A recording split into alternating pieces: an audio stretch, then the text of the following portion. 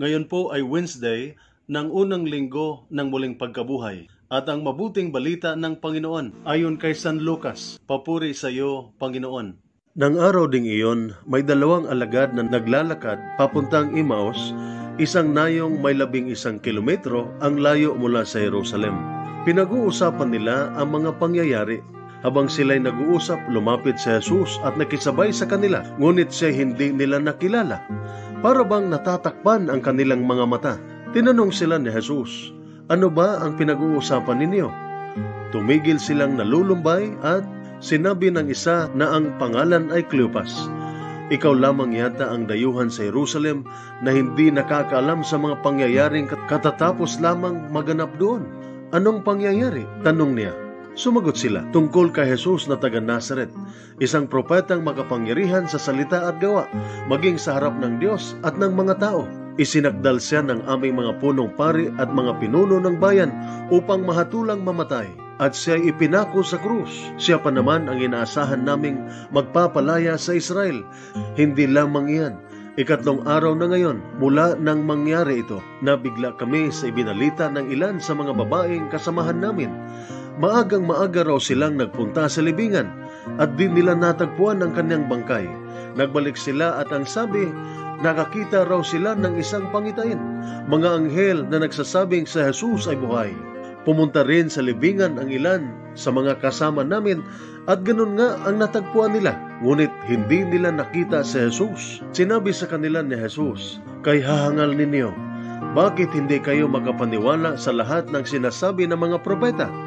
Hindi ba't kailangang ang Mesiyas ay magtiis ng lahat ng ito bago niya makamtan ang kanyang marangal na katayuan?" At ipinaliwanag sa kanila ni Jesus ang lahat ng sinasabi sa kasulatan tungkol sa kanyang sarili, simula sa mga aklat ni Moises hanggang sa mga sinulat na mga propeta.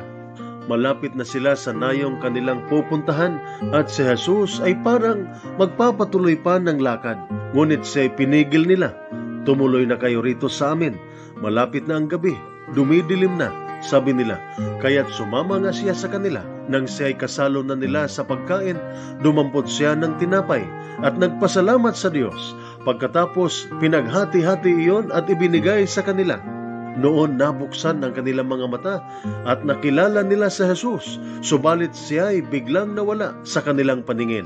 Nasabi nila sa isa't isa, "Kaya pala, ganun ang pakiramdam natin habang tayo'y kinakausap niya sa daan at ipinapaliwanag ang mga kasulatan." Agad silang tumindig at nagbalik sa Jerusalem. Naratnan nilang nagkakatipon doon ang 11 at ang ibang kasamahan nila. Sinabi ng mga ito sa dalawa, "Totoo nga palang muling nabuhay ang Panginoon. Nagpakita siya kay Simon." At isinalaysay naman ng dalawa ang nangyari sa daan at kung paano nila nakilala si Jesus nang paghati-hatiin nito ang tinapay. Ang mabuting balita ng ating Panginoon.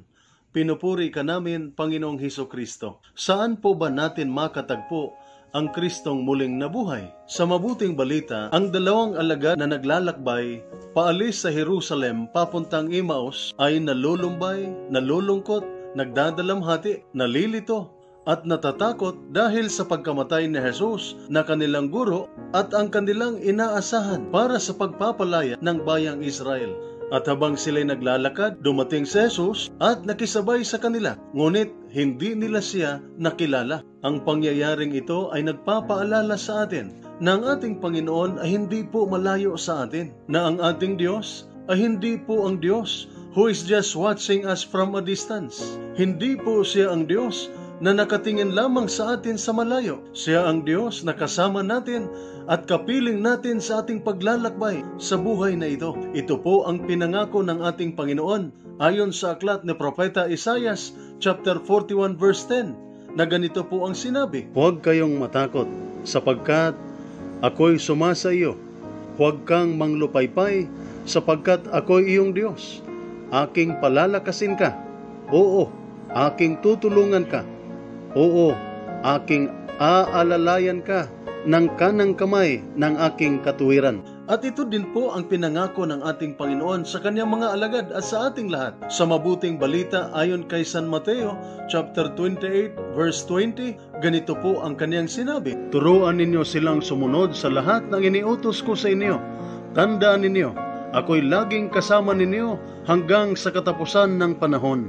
Kapiling natin ng Diyos. Tayo'y maghirap at makaranas ng sakit, magsakripisyo at magpasa ng ating krus. Ngunit hindi tayo iiwanan, nasa atin ang Diyos. Itataas niya tayo at tutulungang tumayo. At ang mga sugat ng ating Panginoong Hesus ay ang malakas na katibayan na siya ay naghihirap para sa atin. Ang kanyang mga sugat ay tanda ng kanyang katapatan sa kabila ng ating pagtataksil. Ang kwento tungkol sa dalawang alagad na naglalakbay paalis ng Jerusalem patungong Emmaus ay nagpapaalala sa atin kung papaano nananatili o papaano natin makatagpo ang Kristong muling nabuhay. Ayon sa mabuting balita, ang ating Panginoong Hesus ay dumating sa katauhan ng isang nangangailangan. Dumating si Hesus at sumabay sa dalawang alagad na naglalakbay bilang isang estranghero na nag-iisa at may pangangailangan. Kailangan po niya ang kasama sa kanyang paglalakbay dahil napakadelikado ang paglalakbay sa kanilang panahon na mag-isa. Tulad halimbawa ng talinghaga ng ating Panginoong Hesus tungkol sa isang taong ninakawan at binugbog at iniwan sa daan na naghihingalo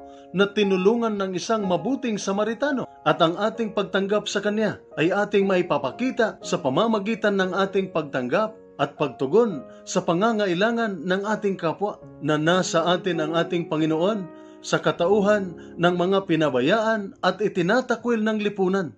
At ang ating pagtanggap sa ating Panginoon ay ating maipahayag sa pamamagitan ng pagtugon sa kanilang pangangailangan at paglilingkod sa kanila. Pangalawa, nananatili sa atin ang ating Panginoon at atin siyang makatagpo sa pamamagitan ng kanyang mga salita. Ang banal na kasulatan ay nagpapahayag tungkol sa kanya, kaya atin siyang makatagpo sa pamamagitan ng pagbabasa at pakikinig ng salita ng Diyos. Pangatlo, nananatili sa atin ang ating Panginoon sa pamamagitan ng paghati-hati ng tinapay o sa banal na misa o sa banal na Eucharistia. Kaya ang bawat pagdiriwang ng banal na misa ay isang paanyaya sa atin na maging more focused, dedicated, and committed na mga tagasunod ng ating Panginoon. At nakakagulat na nang dumating si Jesus at sumabay sa paglalakbay ng dalawang alagad bilang isang estranghero, hindi nila siya nakilala. Nang nagpapaliwanag siya tungkol sa banal na kasulatan